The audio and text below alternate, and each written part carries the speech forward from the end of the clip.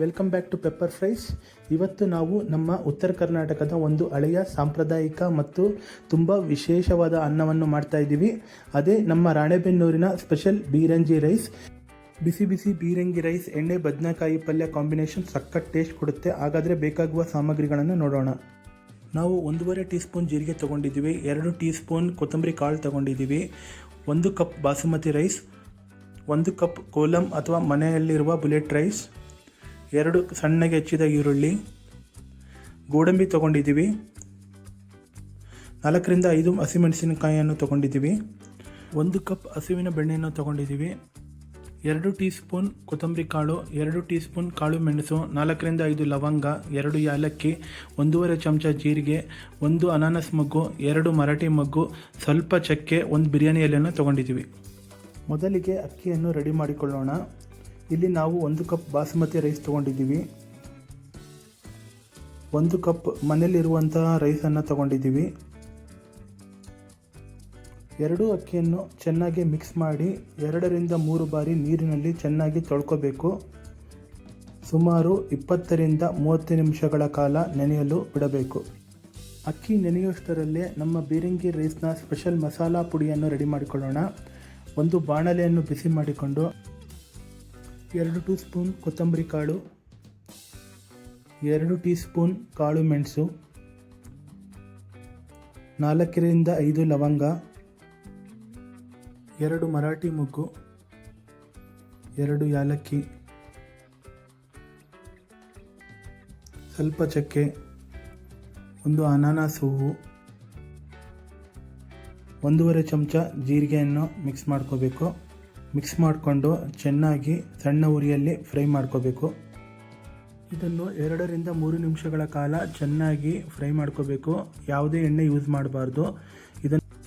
ಈಗ gas off ಮಾಡಿ ಮಸಾಲೆ ತಣ್ಣಗಾಗಲು ಬಿಡಬೇಕು. ಈಗ ಇದನ್ನು ಮಿಕ್ಸಿಗೆ ಹಾಕಿ ನುಣ್ಣಗೆ ಪುಡಿ ಮಾಡಿಕೊಳ್ಳೋಣ.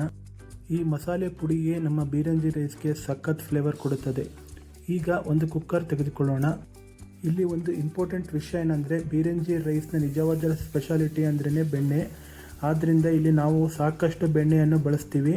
ಯಾವುದೇ ಎಣ್ಣೆ ಅಥವಾ ತುಪ್ಪವನ್ನು ಹಾಕುವುದಿಲ್ಲ. ಚೆನ್ನಾಗಿ ಬೆಣ್ಣೆ ಕರಗಿದ ಮೇಲೆ 8 ರಿಂದ 10 ಗೋಡಂಬಿ ಹಾಕಿ ಸ್ವಲ್ಪ ಹುರಿದುಕೊಳ್ಳೋಣ.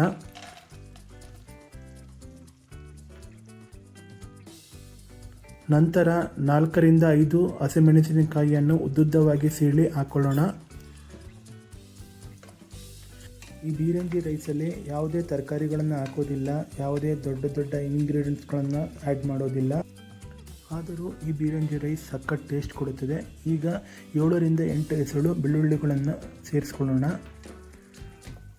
ಇವಾಗ ಲೋ ಫ್ಲೇಮ್ನಲ್ಲಿ 2 ರಿಂದ 3 ನಿಮಿಷಗಳ ಕಾಲ ಚೆನ್ನಾಗಿ ಹುರಿದುಕೊಳ್ಳೋಣ.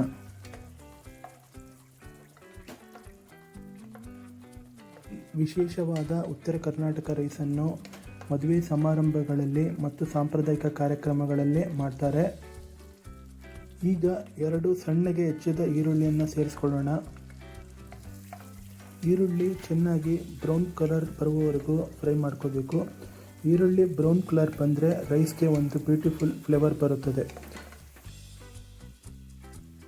ಈಗ ಒಂದು ಬಿರಿಯಾನಿ ಎಲೆಯನ್ನು ಹಾಕ್ಕೊಳ್ಳೋಣ. ಮೀಡಿಯಂ ಫ್ಲೇಮ್ನಲ್ಲೇ ಒಂದು 5 ನಿಮಿಷ ಚೆನ್ನಾಗಿ ಈರುಳ್ಳಿ ಬ್ರೌನ್ ಆಗೋವರೆಗೂ ಹುರ್ಕೋಬೇಕಾಗತ್ತೆ.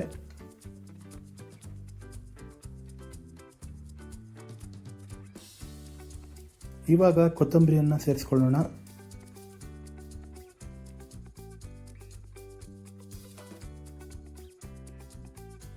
ಮಸಾಲೆ 4 ರಿಂದ 5 ನಿಮಿಷಗಳ ಕಾಲ ಚೆನ್ನಾಗಿ ಫ್ರೈ ಆಗಿದೆ. 20 ನಿಮಿಷ ನೆನೆಸಿಟ್ಟ ಅಕ್ಕಿಯನ್ನು ನೀರು ಬಸಿದು ಕುಕ್ಕರ್ಗೆ ಹಾಕ್ಕೊಳ್ಳೋಣ. ಬಾಸ್ಮತಿ ರೈಸ್ ಮತ್ತು ಸಾಮಾನ್ಯ ಅಕ್ಕಿ ಎರಡನ್ನು ಒಟ್ಟಿಗೆ ಹಾಕಿ ನಿಧಾನವಾಗಿ ಮಿಕ್ಸ್ ಮಾಡ್ಕೋಬೇಕು. ಈ ಹಂತದಲ್ಲಿ ಅಕ್ಕಿ ಮತ್ತು ಬೆಣ್ಣೆ ಜೊತೆಗೆ ಚೆನ್ನಾಗಿ ಕೋಟ್ ಆಗಬೇಕು. ಈಗ ನಾವು ಮೊದಲೇ ತಯಾರಿಸಿದಂತಹ ಸ್ಪೆಷಲ್ ಮಸಾಲೆ ಪುಡಿಯನ್ನು ಸೇರಿಸೋಣ. ಮಸಾಲೆ ಪುಡಿ ಅಕ್ಕಿಯ ಪ್ರತಿಯೊಂದು ಕಾಳಿಗೂ ಚೆನ್ನಾಗಿ ಮಿಕ್ಸ್ ಆಗುವಂತೆ 1-2 ನಿಮಿಷ ಮಧ್ಯಮ ಉರಿಯಲ್ಲಿ ಚೆನ್ನಾಗಿ ಫ್ರೈ ಮಾಡ್ಕೋಬೇಕು. ಈಗಲೇ ಕಿಚನಲ್ಲಿ ತುಂಬ ಒಳ್ಳೆ ಅರೋಮಾ ಬರ್ತಾ ಇದೆ. ಇದೇ ಬೀರಂಗಿ ರೈಸ್ನ ಸ್ಪೆಷಾಲಿಟಿ.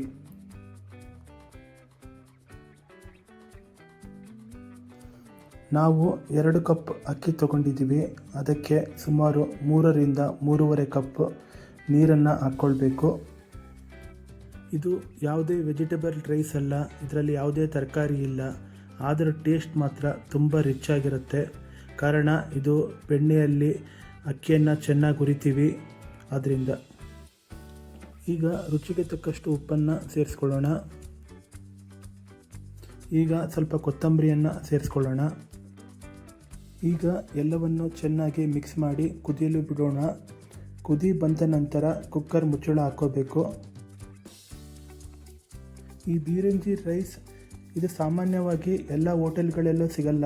ಕೆಲವು ನಿರ್ದಿಷ್ಟ ಪ್ಲೇಸ್ಗಳಲ್ಲಿ ವಾರದಲ್ಲಿ 1 ದಿನ ಮಾತ್ರ ಸಿಗುತ್ತೆ. ರಾಣೆಬೆನ್ನೂರಿನ ಬಸವೇಶ್ವರ ಖಾನಾವಳಿಯಲ್ಲಿ ಗುರುವಾರದಂದು ಸಿಗುತ್ತದೆ ಅಂತ ಕೇಳ್ಪಟ್ಟಿದ್ದೀನಿ. ದಾವಣಗೆರೆಯ ಮಂಡಿಪೇಟೆಯ ಗಡಿಯಾರ ಕಂಬದ ಹತ್ರ ಒಂದು ಕಡೆ ಸಿಗುತ್ತೆ. ಈಗ ಕುಕ್ಕರ್ ಮುಚ್ಚುವ ಸಮಯ. ಕುಕ್ಕರ್ ಮುಚ್ಚಿ ಒಂದೇ ಒಂದು ವಿಸಲ್ ಹೊಡೆಸ್ಕೋಬೇಕು. ಈಗ ಕುಕ್ಕರ್ ಓಪನ್ ಮಾಡಿ ನೋಡೋಣ. ನಮ್ಮ ರಾಣೆಬೆನ್ನೂರಿನ ಸಾಂಪ್ರದಾಯಿಕ ಬೀರಂಜಿ ರೈಸ್ ರೆಡಿಯಾಗಿದೆ.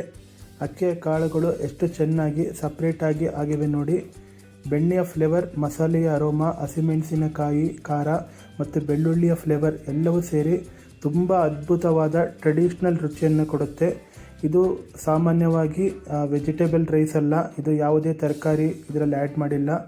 ಆದರೂ ಟೇಸ್ಟ್ ಮಾತ್ರ ಸಖತ್ ರಿಚ್ ಆಗಿರುತ್ತೆ. ಅದಕ್ಕೆ ಕಾರಣ ಬೆಣ್ಣೆಯಲ್ಲಿ ಹುರಿದ ಅಕ್ಕಿ ಮತ್ತು ನಮ್ಮ ಮನೆಯಲ್ಲೇ ತಯಾರಿಸಿದ ಫ್ರೆಶ್ ಮಸಾಲೆ ಪೌಡ್ರ್ ಅಂತಲೇ ಹೇಳ್ಬೋದು. ಇನ್ನು ಇದ್ರ ಜೊತೆಗೆ ಎಣ್ಣೆ ಬದನೆಕಾಯಿ ಪಲ್ಯ ಇದ್ದರೆ ಅದು ಬೇರೆ ಲೆವೆಲ್ ಕಾಂಬಿನೇಷನ್. ಬಿಸಿ ಬಿಸಿ ಬೀರಂಗಿ ರೈಸ್ ಜೊತೆ ಸ್ಪೈಸಿ ಮಸಾಲ ತುಂಬಿರುವ ಎಣ್ಣೆ ಬದನೆಕಾಯಿ ಒಂದು ಬೈಟ್ ತಿಂದರೆ ಸಾಕು. ಉತ್ತರ ಕರ್ನಾಟಕದ ನಿಜವಾದ ಊಟದ ರುಚಿ ಗೊತ್ತಾಗುತ್ತದೆ. ನಿಮಗೂ ಈ ಸಾಂಪ್ರದಾಯಿಕ ರುಚಿ ಇಷ್ಟವಾದರೆ ಒಮ್ಮೆ ಮನೆಯಲ್ಲಿ ಟ್ರೈ ಮಾಡಿ. ಮಾಡಿದ ಮೇಲೆ ಟೇಸ್ಟ್ ಹೇಗಿತ್ತು ಅಂತ ನಮಗೆ ಕಾಮೆಂಟ್ನಲ್ಲಿ ತಿಳಿಸಿ. ಮತ್ತು ಎಣ್ಣೆ ಬದನೆಕಾಯಿ ಪಲ್ಯದ ರೆಸಿಪಿ ಕೂಡ ನಾವು ಶೀಘ್ರದಲ್ಲೇ ನಮ್ಮ ಪೆಪ್ಪರ್ ಫ್ರೈಸ್ ಚಾನಲಲ್ಲಿ ಅಪ್ಲೋಡ್ ಮಾಡ್ತೀವಿ. ಮತ್ತೊಂದು ರುಚಿಯಾದ ರೆಸಿಪಿ ಜೊತೆಗೆ ಮತ್ತೆ ಸಿಗೋಣ. Signing off from pepper fries, Santosh ಮತ್ತು Sushmita. Thank you for your support. Bye.